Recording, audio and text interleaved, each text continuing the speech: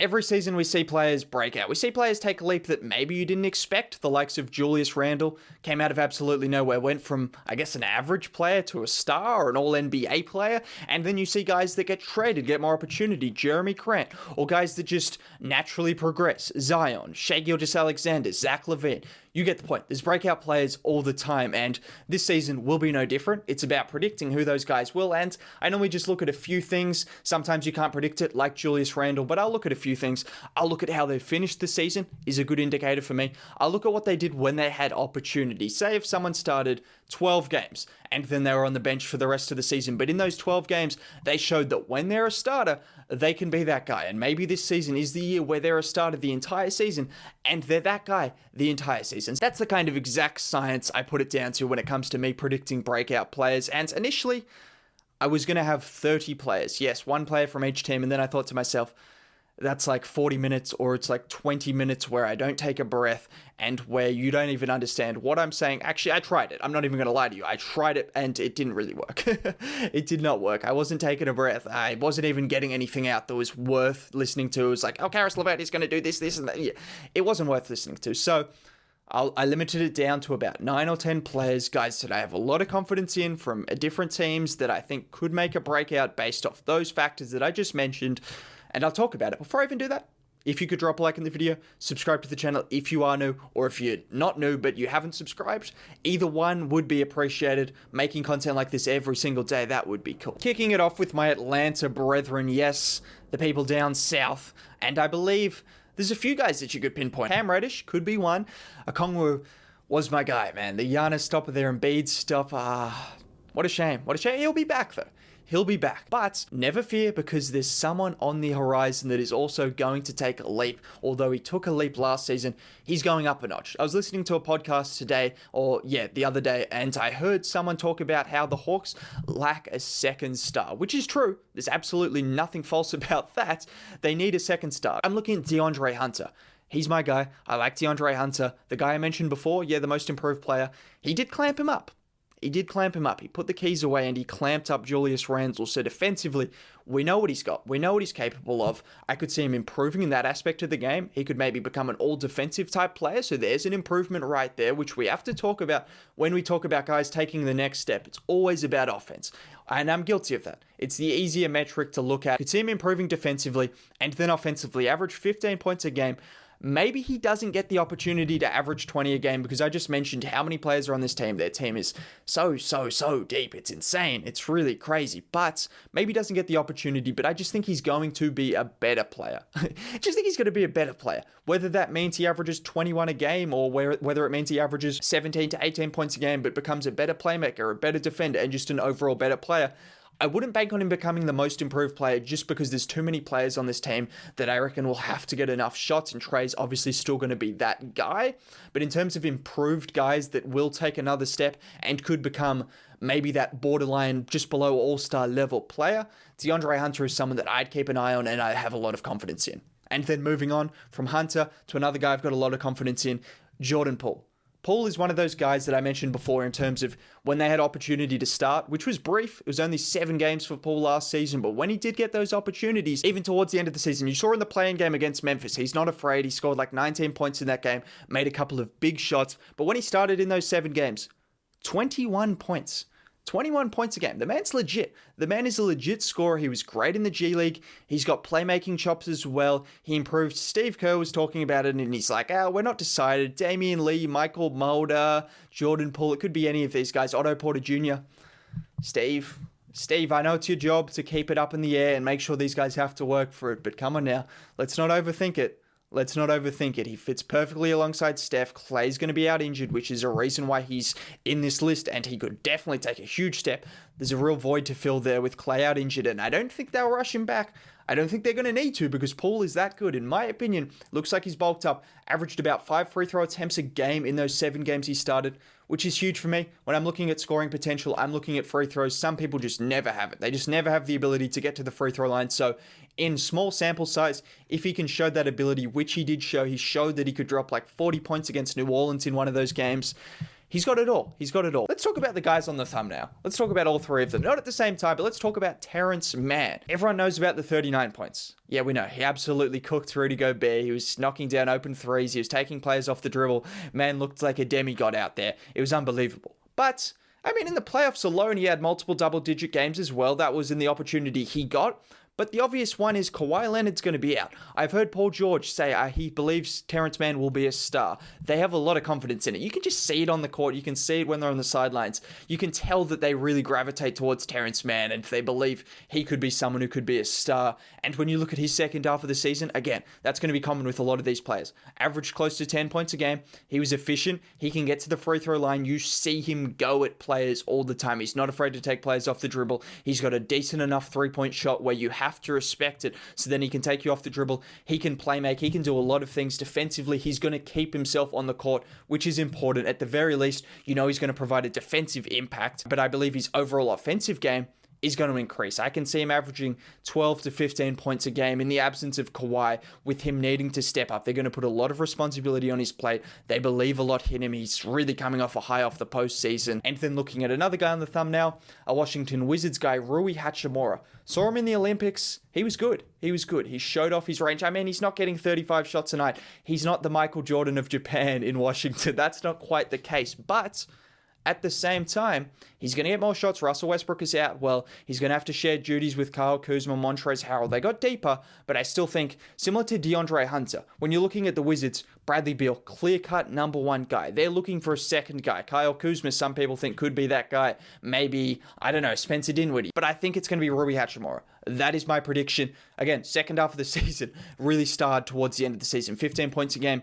And when you see a period of time where a guy really shows off what he can do. Rui Hachimura, in 2 separate months, averaged 17 points a game on pretty good efficiency. Again, he's someone that needs to get to the free throw line a little bit more because of his strong body, his athleticism. Getting downhill should be something that he really thrives. He thrives in the mid-range. He improved his free throw shooting. He improved on defense. I can see him really taking another step with the Washington Wizards. He's already proven he can be a scorer at college. He proved in glimpses towards this NBA season he can be a scorer.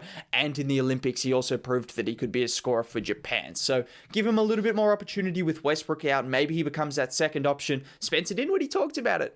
The big three. He's looking to form a big three in Washington, and it wasn't with Kyle Kuzma, it's with Rui Hachimura. And then last but not least, when I'm talking about guys that I put on the thumbnail, Nickeil Alexander-Walker. Again, similar to Jordan Poole, started a handful of games, but when he started, was averaging close to 20 points a game, was pretty efficient with it. He's getting a chance to start at some point. Whether it's from the get-go, I'm not sure. The Pelicans still have a lot to go under. They've got Trey Murphy, they've got Devontae Graham, Thomas Satoransky. I don't know if he's definitely going to start. I would imagine he gets the start from the jump, just because of how he finished the season. He finished the season well. When he got the opportunity last season, he was good. He's been with the roster for a few years now. He looks primed to take that leap. Every time you see him in that training footage, whenever I see training footage of Alexander Walker, I mean, he looks insane. He looks insane, but you're looking for him also to improve that shooting, because as good as he is creating off the dribble, which he's fantastic at, he's not going to be asked to do that so much. I reckon he'll split minutes with guys, so he will get the opportunity to create for himself. But when you're with Zion, when you're with Ingram, you're just going to have to be a good spot-up shooter. You're going to have to take advantage of your opportunities, but he's going to get more opportunities this season without Bledsoe, without Lonzo. When he started last season, he showed what he could be. I remember Summer League a couple of years ago. He dominated as well. He's bound to break out at some point. I think this year could be his year, third-year breakout for Alexander Walker. That's what I'm predicting. Another shifty kind of guard, Kevin Porter Jr. He's someone that everyone kind of thinks is going to break out at some point in time. We saw a little bit of it. I mean, he dropped 50 points and 10 assists on Drew Holiday. Was it 10 assists? It was 50 points. I mean, it was 50 points on Drew Holiday. He said it himself. He was sliding him all around the court, which is no easy task. If you watch the playoffs, if you've watched any games in Drew Holiday's career, that is no easy task. So he did that. That just shows enough. That in itself is enough to suggest that he could be a star at some point. It might be this season. Jalen Green is still going to work his way in. Christian Wood, I want to see that dynamic with the pick and roll partnership. They didn't utilize it as much as I would have expected towards the end of last season. Kevin Porter Jr. with his mid-range ability, with his passing ability, his downhill ability, and then Christian Wood is just the ultimate lob, pick and pop threat, all of those things. Put those two together, couple of most improved candidates, one from last year, KPJ looking at this year. That could be dynamic. And then someone else, another junior, another Porter Jr. actually, Does this feel like cheating? Maybe it does, because maybe we've already seen the leap that Michael Porter Jr. could take. Now, definitely, he's still got more room to grow. He's definitely still got more room to grow, particularly on face value, because his numbers don't really reflect how good he was in the second half of the season, but he could do that for a full year. Jamal Murray is out, obvious one. He's going to be the second option. There's absolutely no questions about it. Will Barton thinks he's the second option some nights, but MPJ is the second option. He's playing with an unselfish MVP level player. His off-ball skills have developed. His shooting is unbelievable. He's literally a 7-foot Klay Thompson type sniper guy. He's insane. His efficiency is all-time great. Now it's time for him to start really taking players off the dribble a bit more, which he can do, obviously. We know he can do that, but his handle, it's still shaky. Everyone knows his handle is still a little bit shaky. He's susceptible to losing the ball a few times. If he can improve that, also defensively as well, which I haven't talked about enough. I will talk about a couple of guys that I could see improving defensively and defensive-minded guys, but if he can get better defensively, he's got the prototypical build for a defensive wing, obviously 7-foot length, athleticism, he grabs rebounds for fun. You can see MPJ taking another step. He averaged 22 points a game, second half of the season, easily could average 25 a game. Easily. He can do that in his sleep, man. He's a scorer. He's a scorer. But I want to see other aspects of his game improve as well, not just his scoring. Another guy, Anthony Edwards. I mean, if there's anyone but Anthony Edwards that takes a leap on the Timberwolves, I'd be surprised. Well, I could see a few people taking a leap, but anyone takes a bigger leap than Anthony Edwards, I would be surprised.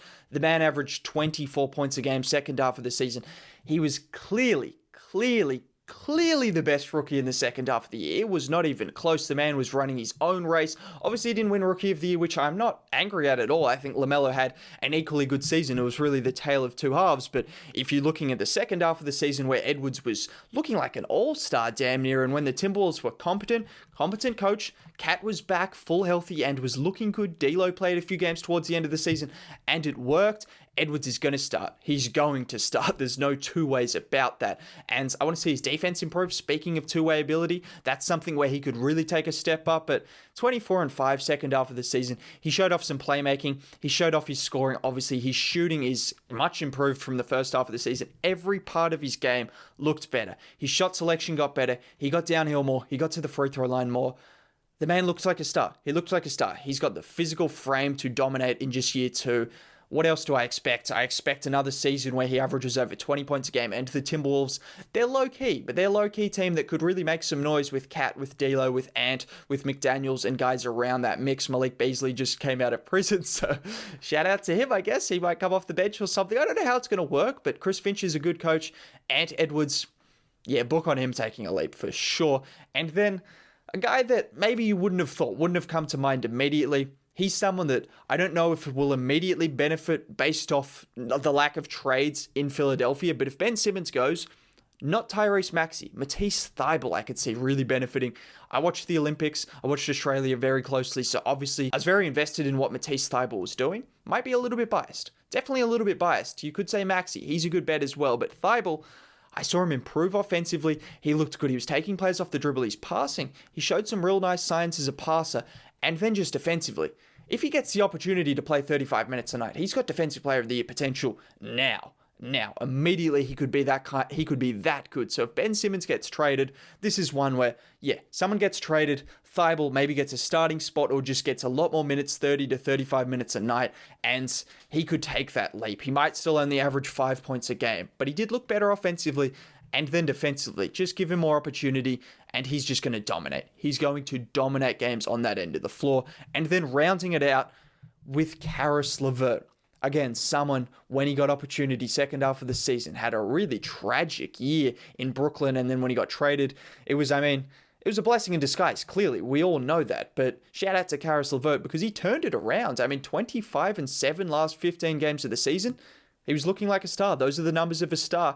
We've always known Caris LeVert has had the potential. You think of Kevin Porter Jr., Nickeil Alexander-Walker, the guys I mentioned, shifty guards. Caris is as shifty as it comes. His playmaking is very impressive as well. Underrated passer, definitely underrated, gets to the free throw line. If his three-point shot stays consistent, we've seen Rick Carlisle loves to put the ball in the hands of guards. Well, it was Lucas, so he didn't really have a choice, but we could see him giving Karras a lot of responsibility. I'm still a little bit worried if he gets enough opportunity with Brogdon coming back, with Turner, with Sabonis. There's still so many mouths to feed that I don't know if LeVert gets quite enough opportunity to take that leap that he could, but I could see him definitely averaging somewhere in that 22 to 23 points a game mix. He could be the first option for the Pacers going forward, which is saying something with Warren, with Brogdon, with Turner, with Sabonis all on that team. They've got a lot of options. If he's the first option, that would be saying something.